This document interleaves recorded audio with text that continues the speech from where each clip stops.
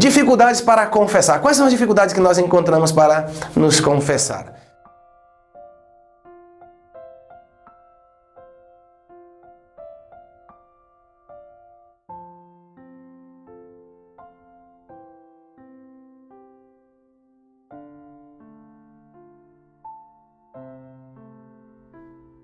Por exemplo, vamos lá, vamos comentar assim, dificuldades que são mais internas, mais de nós mesmos, né, que está dentro do coração, e dificuldades, digamos, mais externas, né. Vamos dizer um pouquinho aí o que quer dizer isso, dificuldades internas, externas, para nos ajudar um pouquinho. Primeiro, dificuldade que pode estar dentro de nós, assim, vergonha. Nossa, me dá vergonha falar essas coisas, me dá vergonha dizer esses erros que cometi, me dá vergonha, né? Então a vergonha muitas vezes é um obstáculo para muita gente. Né? Por que se tem vergonha? Porque essa situação de se envergonhar dos erros cometidos. Nós somos pecadores, gente. Nós erramos mesmo. Olha, o demônio é muito astuto. Ele muitas vezes, quando nos engana, põe o pecado como algo sempre muito atrativo, muito encantador, muito sedutor, algo que insinua ali um pensamento, um desejo, né? E você fica meio que meio cego, meio hipnotizado. Uma vez que você cai no pecado, aí o que vem? Aí a vergonha. Nossa, por que eu fui fazer isso? Para que eu fui fazer isso? Nossa, e agora que vergonha? Nossa. E aí, claro, é uma segunda tentação, porque a vergonha pode te impedir de se confessar. Como se Deus não tivesse visto, como se Deus não soubesse de nada, como se... Então, né, ele não coloca vergonha na hora de pecar, mas na hora de confessar, sim, põe vergonha, né? Temos que vencer, é uma dificuldade, é uma barreira, pode ser até uma tentação, né? Segunda dificuldade, medo, né? O medo... gente, esse certo tipo de medo não vem de Deus. Esse medo, por exemplo, de Deus, esse medo de que Deus vai castigar, esse medo que o padre vai dar uma bronca, que o padre não é para dar bronca. O padre não pode ficar dando bronca na confissão. O padre tem que escutar a confissão e perdoar. Se o padre está cansado, está irritado, é o problema do padre.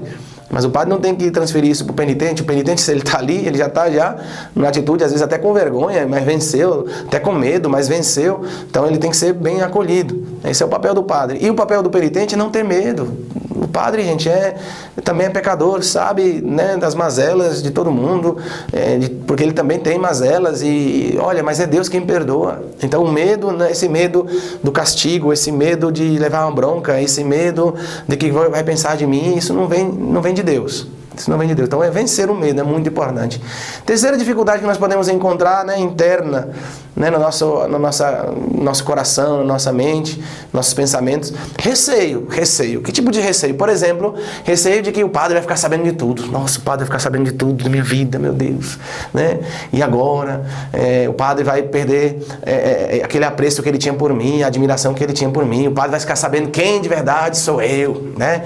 E aí, claro, né, a gente cai nessa tentação, é uma tentação. É como se o padre fosse escandalizar. Nossa, como que você fez isso? Ninguém faz isso, só você fez isso. Como pode ser? Fantasmas na nossa cabeça, tentações também que o inimigo põe para você ter medo do sacerdote, para você ter medo do padre. Né? E esse ponto de honra que dizia Santa Teresa, né? Que todo mundo tem que nos admirar, todo mundo tem que nos elogiar, todo mundo tem que ter uma imagem de nós assim, uma imagem sublime de que nós... Gente, nós somos pecadores, todos nós somos pecadores. Né? A igreja não é uma relíquia de santos, como diz o Papa, a igreja é um hospital de enfermos, então por isso todos nós precisamos da cura. Então não ter receio de abrir o coração, né, a Jesus Cristo na pessoa do sacerdote. Né? Terceiro medo, digamos também, o receio. Né? Nossa, o padre vai falar dos meus pecados para todo mundo. O padre, vai falar para todo mundo como eu sou, vai revelar os meus pecados. As crianças têm medo disso, os jovens têm medo, o marido, a esposa, todo mundo tem medo. Né? De que o padre... Gente, existe o segredo de confissão. É sigilo, o padre, em hipótese alguma, pode revelar o pecado da pessoa ali, porque é segredo, é sigilo de confissão, isso é algo muito sério. A pessoa está abrindo a consciência, ele é testemunha do que Deus faz no coração da pessoa, ele é só testemunha, e como testemunha, ele tem que ouvir, e é Deus quem perdoa, e pronto, na pessoa do padre. Mas o padre não pode revelar, não deve revelar de forma alguma, nem insinuar. Eu falo o pecado, mas não falo o pecador. Não, isso é errado. né? Não é da doutrina da igreja. Nós temos que guardar um sigilo absoluto, nem sequer... Agora, claro, né? Não significa que você está falando uma coisa numa homilia e aí você pensa, nossa, o padre está falando dos meus pecados. Não, o padre está denunciando o pecado ali do que for e você sentiu ali que... Não é que ele está... Se ele falar assim, não, é que tem gente aqui, né? Que tá, pelo amor de Deus, né? Agora, ele falar de modo genérico, olha, gente, temos que ter cuidado com certos pecados, por isso. Então, olha, cuidado com isso, né? Não vai revelar, nem se o Papa vier aqui, Papa Francisco, padre, fala aí os pecados desse pecador aqui que eu quero saber. Santo Padre, sinto muito, não posso, né? Eu estou falando aqui um absurdo, mas pra você ver como é sério, né? Por causa do segredo da confissão, houve mártires na igreja. Né? São João Nepomuceno, mártir da confissão, por não revelar a confissão, né? Martirizaram, enfim, é algo muito sério e a igreja isso sempre preservou muito bem, né? O padre vai se escandalizar de mim, receio, né? O padre vai se escandalizar, o padre, olha gente, depois de certo tempo de vida de sacerdócio, a gente acho que já conhecemos toda a lista de pecados, sabe? Então assim, não existe pecados assim originais, né? O único pecado original que houve foi o de Adão e Eva, todos não é pecado, são os de sempre, né? A aparência de bem, adultério, roubo, mentira, fornicação, gula, preguiça, sabe? Então, tudo sob capa de bem, depois é o quê? O que há é veneno de morte. Isso é o pecado. Então, o padre não se escandaliza, o padre já, né, nós já ouvimos tantas confissões, enfim, né? E Deus não se escandaliza de nós, vamos nós nos escandalizar dos penitentes, né? Então, receios, né? Então, vergonha, medo, receio, são atitudes mais internas, né? Que a gente tem certos medos aí. Atitudes externas, que também são, às vezes, obstáculos, né? Que a gente tem que vencer. Eu me confesso diretamente com Deus primeiro. Me confesso que isso é uma moda que hoje está muito estendida por aí, como se eu tenho a pretensão e inclusive, às vezes, até a prepotência, né? Às vezes até, sei lá, é uma atitude até de rebeldia, dizer, não me submeto, eu confesso diretamente com Deus, porque olha, gente, cuidado. Né? Porque Deus foi quem estabeleceu a forma de nós nos confessarmos nossos pecados e receber o perdão. De como foi? Como foi que Deus, através da graça sacramental. E ele falou muito claro aos apóstolos, né? A quem perdoados os pecados estão perdoados. O próprio Jesus Cristo perdoava pecados. Então, os fariseus diziam, né? Quem pode perdoar pecados? Só Deus pode perdoar pecados. É a mesma coisa. Só Deus pode perdoar pecado, não é o Padre. Mas Jesus Cristo ali era Deus atuando. Então, como que ele, esse homem, perdoa os pecados? Então, como que um padre... É a mesma coisa, é a mesma analogia. Só Deus pode perdoar, Jesus não pode perdoar. Só Deus pode perdoar, o padre não pode perdoar. É a mesma analogia. O escândalo, né, diante de algo que Deus colocou tão de fácil acesso, mas nós queremos reinventar. Nós queremos fazer da nossa maneira. Nós não queremos ir ao médico. Eu quero me medicar por mim mesmo. É uma tentação. Me confesso diretamente com Deus. E aí Deus vai falar assim, não, meu filho, vai lá falar com o padre. Né? Porque o leproso lá, quando foi curado, né, quando veio agradecer, Jesus falou, agora vai ao sacerdote, para que conste que você está curado. Então tem uma relação muito grande entre o pecado e a referência do ministério sacerdotal, a referência, né, da forma concreta como se perdoa os pecados. Né? Senão Jesus não teria dito, olha, você está perdoado, vai com Deus, amém. Não, vai ao sacerdote para que conste que teus pecados foram perdoados. A lepra é o pecado. Então, para que conste que você já não está mais na lepra do pecado. Mais dificuldades externas que nós encontramos, né? Não preciso de intermediário, né? Eu me confesso diretamente com Deus, não preciso de intermediário. Então, a igreja não serve para nada. A igreja, né? Uma coisa é Jesus e Deus, a igreja, nós descartamos. Essa oposição entre Cristo e a igreja, isso é uma visão protestante.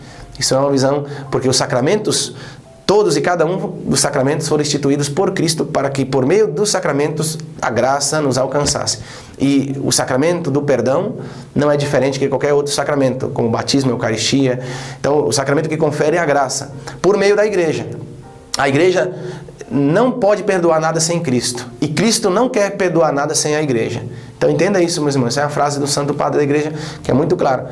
Né? Cristo quer perdoar por meio da sua igreja. Para isso ele instituiu a igreja, porque a igreja é a presença de Cristo na história.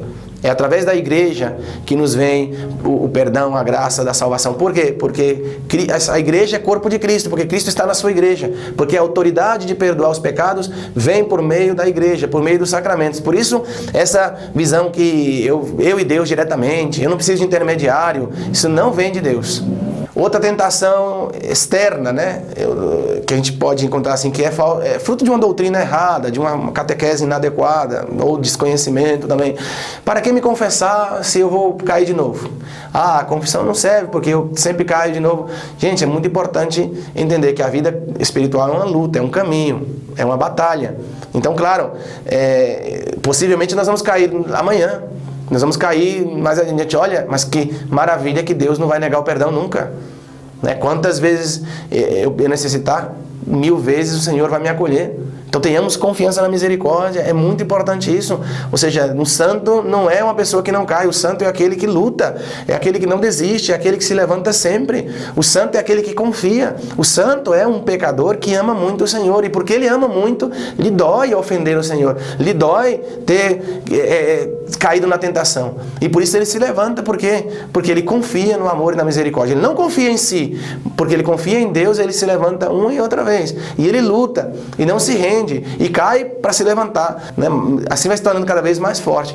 Deus, meus irmãos, o importante é que Deus, quando nos chamar, talvez como de Santo Agostinho, talvez quando Deus nos chamar, não encontrará como vencedores sempre, né? Mas nos encontrará como combatentes, que você esteja combatendo o bom combate da fé, que você não desista, que você lute, né? Vou cair amanhã, mas vou me levantar de novo. E que bonito é que Deus nos perdoa hoje, e sabendo que nós vamos cair amanhã, nos reserva graça para que amanhã também você possa receber essa graça se você precisar. Então não desistir nunca, não deixar se abater por causa porque o desânimo, olha gente, que nós caiamos, a gente possa cair por fraqueza, mas não por bobeira, né? Que Satanás, gente, né, nos vença, às vezes por astuto e por mal que é, mas não porque nós somos bobos, né? Ah, o demônio diz, você não tem remédio. Ah, você não vai mudar mais não. O demônio diz isso para você e você acredita. Que o maligno nos tente por mal que ele é, porque o bicho é ruim. Agora que você não caia por bobeira, porque você é bobo e se entrega pro demônio, porque, né, que nos tente por mal, mas não por bobos, né? Então seja esperto. Ah, para que me confessar se eu vou cair de novo? E outra coisa, diz o Papa Emérito Bento XVI, que é muito, muito importante. Por que se confessar com frequência? Para não endurecermos nosso coração. Porque a gente pode se habituar ao pecado. A gente pode se acostumar ao pecado. Nossa, mas eu me confessei semana passada. Pois sim, confessa de novo. Porque senão, né, aquilo que começou como um pecado que você pesava no coração dele, daqui a pouco você fala, ah, não é para tanto, ah, mas todo mundo faz, ah, não precisa ser tão radical, ah, e aí isso já é a malícia, isso sim é perigoso, né? Pecar por malícia é uma coisa, é grave, é sério, é perigoso. Pecar por fraqueza é bem diferente. Você está pecando por fraqueza, meu irmão, levante, lute, comece de novo, né? Para que me confessar se eu vou cair de novo? Para poder se levantar. A graça do sacramento nos sustenta para não cair muitas vezes, mas a graça do sacramento também nos vem para nos levantarmos. As duas coisas, né? E por último também outro medo, assim, mais interno, né? Eu não preciso me confessar porque, olha, padre, eu não sou tão mal assim. Eu não mato, eu não roubo banco, eu não... Sabe? Mas olha, meus queridos, né? 7 vezes no dia o justo peca, diz a Escritura. Quem, meus irmãos, quem não comete erros nessa vida? Quem é tão santo que possa dizer, eu não preciso me confessar porque eu, né? Nós já falamos aqui, não precisamos confessar somente porque fiz uma coisa que não é aprovada por Deus, é reprovável, né? Confesso também pelas coisas boas que eu não faço. Pelas preguiças, pelas negligências, pelos maus pensamentos, pelos maus desejos, né? Isso é quem quer ser santo. Quem tem uma sensibilidade espiritual e sabe que até por pensamento você pode pecar. Agora quem tem, às vezes, a consciência um pouco, né, que está um pouco embrutecida, a consciência que está um pouco aí obscurecida pelo pecado, não enxerga. Não enxerga. É igual um quarto que está cheio de luz, de sujeira, mas a luz não é tão intensa que você olha assim e fala, nossa, está tudo limpo, não, está tudo maravilhoso aqui, né? Mesma coisa é a nossa alma. Eu olho para mim mesmo e digo, nossa, não, está tudo muito bom, eu não peco, eu sou muito boa pessoa. Ninguém está dizendo que você é um, sei lá, um assassino, aí, um ladrão, né? Mas ninguém é tão santo para dizer que eu não preciso da graça. Mas aí, claro, se você pega esse quarto e coloca uma luz potente para iluminar tudo, aí você vê sujeiras nos cantos, você vê, né, coisas que passavam imperceptível pela nossa própria luz da nossa razão, que é limitada. Mas se a luz do Espírito Santo nos ilumina, por isso o exame de consciência é muito importante. É uma luz poderosa da graça que ilumina. Se a luz do Espírito Santo nos ilumina, você começa a enxergar coisas que você não via antes. E logo nos damos conta que nós não somos tão santos assim como pensamos, não somos tão bons assim como pensamos. Por isso a confissão, meus irmãos, é um remédio salutar, necessário, importante para todo mundo. Todo mundo precisa, todo mundo, né? Desde o Papa até o último batizado, todos nós precisamos da graça desse sacramento, né? E por último, meus irmãos, né, já para concluir, entender que é importante que nós busquemos, para o crescimento da vida espiritual, identificar quais são os pontos assim que nós falhamos mais frequentemente, né? Quais são os teus defeitos dominantes ou o defeito dominante? Nossa, eu tenho um problema na minha afetividade, eu tenho um problema na ira, eu tenho um problema na preguiça. Então, porque desses defeitos, desses pontos, derivam outros pecados. Então ajuda muito você conhecer qual é o ponto, né, do defeito dominante para poder combatê-lo, né, com firme propósito. Que pode ser uma coisa mais grave, gente, né, um pecado que está te atando. Né, Deus tem que romper isso para você ser livre, para você começar a caminhar na virtude, na santidade. Ou pode ser um fiozinho de seda. São João da Cruz, né, bem conhecida a frase que diz que o passarinho, ele fica preso, tanto por uma corda firme que se amarra no pé dele, ou uma linhazinha fina, um fio de seda. Ele não voa. Nossa vida espiritual também é a mesma coisa. Nossa vida espiritual também é a mesma coisa. Se você, né, não identificar quais são os pontos que te ata, os pontos que você está falhando, caindo, e uma e outra vez, se você não identifica, né, vai levar longo tempo para você superar isso e crescer na vida de fé. E, por último, lembrar, meus queridos, que nós não nos ajoelhamos diante do Padre, nós nos ajoelhamos diante do próprio Cristo, que na pessoa do Padre, que ungiu essas mãos, e nos capacitou para sermos ministros, dispensadores da misericórdia, como diz São Paulo. Somos dispensadores dos mistérios de Deus. Os mistérios de Deus são sacramentos, né? Nós não somos donos, somos dispensadores. Cristo é quem dá a graça a todos aqueles que se aproximam dele. O sacerdote atua in persona Christi, ou seja, na pessoa do Cristo. Por isso, quando o Padre dá o perdão dos pecados, ele diz, eu te absolvo. Eu te absolvo dos teus pecados. Esse eu te absolvo é o próprio Cristo, o eu do próprio Cristo, que nos perdoa todos os nossos pecados. Só para concluir, Santa Teresa, ela tem uma experiência muito bonita que ela conta de um padre que vivia em situação de pecado, e ela começou a se confessar com esse padre. Durante um ano ele foi o seu confessor.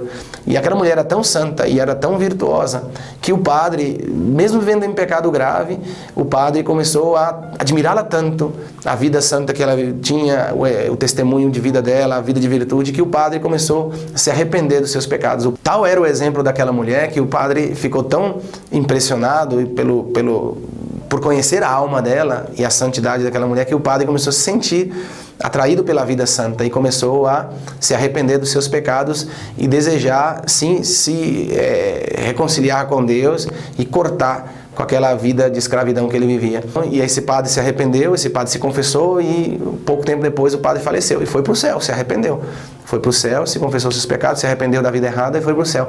E conta Santa Teresa que uma vez, ela viu o padre celebrando a missa, e ela viu como tinha 2 demônios no pescoço do padre. Esse padre estava em pecado mortal, né? Celebrando missa em pecado mortal. Mas quando o padre consagrou a hóstia santa, ela viu que as mãos do padre brilhavam. As mãos do padre brilhavam, porque estava Cristo na pessoa do padre, nas mãos ungidas do sacerdote que perdoa os pecados em nome de Cristo. Então, a graça de Cristo, olha que maravilha, meus irmãos, não depende da santidade do sacerdote, não depende da virtude do sacerdote, depende do próprio Cristo. E Cristo não deixa de alcançar as almas, de curar as almas, de perdoar as almas, por causa de um ministro que talvez não seja exemplar. Porque a eficácia do sacramento, bendito seja Deus, não depende, né, da santidade do ministro. A graça nos alcança porque Deus, né, atua. Então, para que você nunca tenha esse receio de dizer, não, o padre é um pecador como todos. Sim, o padre é pecador como todos, assim como o padre também se confessa também. E você entender que é Cristo quem perdoa através da pessoa do padre. Isso é uma maravilha. A graça nos alcança, meus irmãos, porque nós somos instrumentos. Claro que temos que viver, claro que temos que ser santos, claro que temos que, né, ser dispensadores da graça, mas também viver dessa graça. Claro que temos que dar a salvação, mas também viver a salvação nós também. Mas olha que maravilha, que mesmo se nós não vivêssemos, Deus não deixaria o seu povo e não deixaria privado da graça por causa da indignidade do sacerdote. Isso aí, gente, é uma maravilha, né? Deus é muito bom. E entender, meus irmãos, que é deste lado de cá do tempo que está o tempo da misericórdia. O tempo da misericórdia é agora. A confissão é o único tribunal da terra onde o pecador se declara ali culpado e sai absolvido. Então, depois que terminar o tempo nesse mundo, do lado de lá, meus irmãos, só existe, né, a justiça. Não existirão confessionários, não existirão sacerdotes confessando. Existirá o prêmio para os justos e também, meus irmãos, né, a recompensa dos justos e o castigo para aqueles que não viveram o amor, aqueles que não viveram a vontade de Deus, para aqueles que recusaram a graça de Deus. Espero que essa formação tenha te ajudado, espero que, né, possa iluminar você na tua vida de fé, na tua vivência dos sacramentos, especialmente nesse sacramento, o sacramento da confissão, que é um sacramento maravilhoso, salutar para o nosso crescimento espiritual. Né? Peço a você que dê o teu like aí no vídeo, que é muito importante, se você gostou, né? Dê o teu like, é muito importante, que ative aí o sino de notificações para o canal crescer também. Isso é muito importante, que muitas pessoas sejam alcançadas também. Né? Deus abençoe a todos vocês. Até a próxima, se Deus quiser.